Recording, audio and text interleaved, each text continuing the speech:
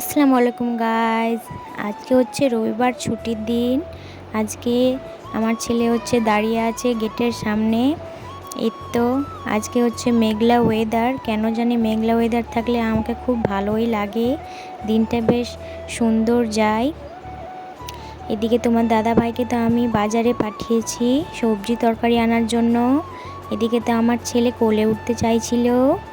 এই তো তোমাদের দাদাভাই মাছ নিয়ে এসে বাজার থেকে বড় ধরনের কাতলা মাছ। এই তো মাছগুলোকে আমি সুন্দর করে ধুয়ে নেব। এই তো মাছগুলোকে আমি সুন্দরভাবে ধুয়ে নিয়ে চলে এসেছি। এর মধ্যে দেখি আমার ছেলে ও দিদার ঘরে খেলা করছে জানলার ধারে সবার সাথে। এই তো আমি উনানে রান্না করি, যেহেতু তোমার দাদাভাইরা উনানের রান্না বেশি পছন্দ করে। মাছগুলো ভাজতে দিয়েছি আর এগুলো প্রিপারেশন চলছে। করব ঢ্যাঁড়স ভাজা।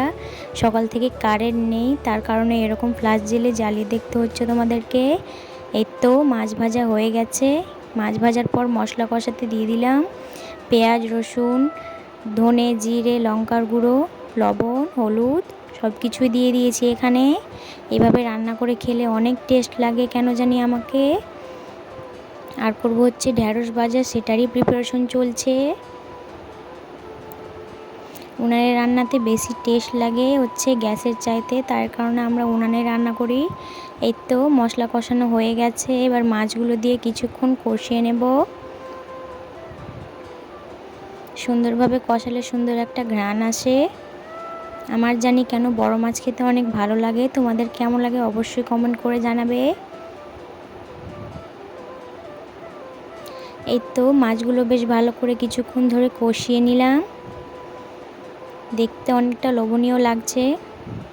এই তো ঝোল দিয়ে দিয়েছি এবার মাছে।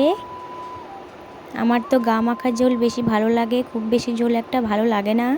তোমাদের কেমন লাগে অবশ্যই কমেন্ট করে জানাবে। এই তো আজকে কারেন্ট না থাকার কারণে হাঁড়িতে ভাত বসিয়েছি। অবশ্যই আমি রাইস কুকারে বেশি ভাত রান্না করি।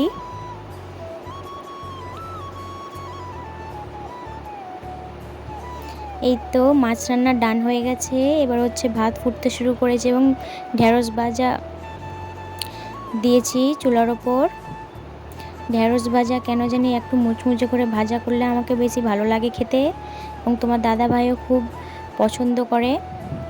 এই তো রান্নার ফাঁকে ঘরের মধ্যে এসে দেখি ঘরের এই অবস্থা। আমার ছেলে তো ঘরের পুরো 12টা বাজিয়ে দিয়েছে বিছানার উপরে এবং সোফার কভারে। এই তো আমার রান্না ডান। এই তো আমার রান্নার ফাইনাল লুক ঢ্যাঁড়স ভাজা মচমচে করে। এই মাছ। এরকম কষা কষা মাংসর মতো করে মাছ রান্না করলে মাংসও ফেল হয়ে যাবে। এই ভাত।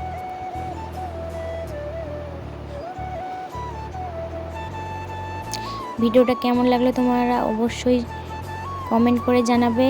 রান্না করার শেষে এসে দেখি বৃষ্টি শুরু হয়ে গেছে। আকাশটা সকাল থেকে বেশ মেঘলাই ছিল, বৃষ্টি শুরু হয়ে গেছে, ঝড়ও শুরু হয়ে গেছে, একটু পরে ঝড় শুরু হবে। এই তো ঘরের জানালা দিয়ে আমরা দেখতে পাচ্ছি কিরকম ঝড় এবং বৃষ্টি শুরু হয়ে গেছে। আমার ছেলেও দেখছিল, তাই একটু ভিডিও করে নিলাম। বেশ ঝড় বৃষ্টি হচ্ছিল। এই তো আমার ছেলের জন্য ভাত বেড়ে নিলাম, আমার ছেলেকে এখন খাওয়াবো। ভিডিওটা কেমন লাগলো অবশ্যই ফলো, লাইক, কমেন্ট করবে বন্ধু।